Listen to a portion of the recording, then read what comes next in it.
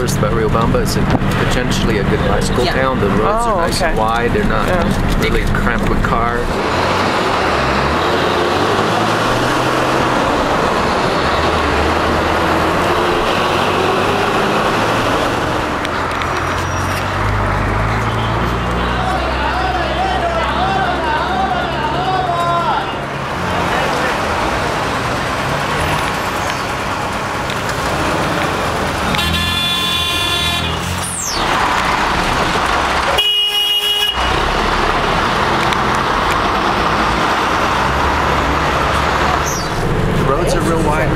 They seem more like Western roads because they're like wide, not so cramped and stuff. Like when you go to Cuenca Center, the roads are real tight, you know, and all the traffic. Right, you're gonna get ran over. No room for a bicycle. I mean, you're gonna get squashed in no time. So there are bike paths. So I don't mean to say there aren't around the river areas. But I'm just saying that Riobamba, the roads are wider. There's plenty of room. It's a little more quiet. They're flat.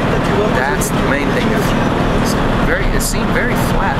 If there was any incline at all, it was unintentional. I mean, it seems like a good bike town. Really wide sidewalks. Okay, we do want to say that there are bike paths in Cuenca now on Loja Avenue and on Solano.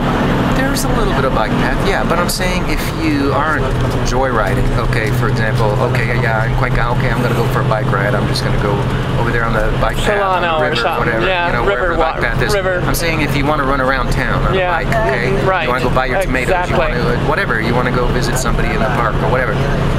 You know, it's got really, really wide sidewalks, wide roads, not as congested. That's all. And so that's it.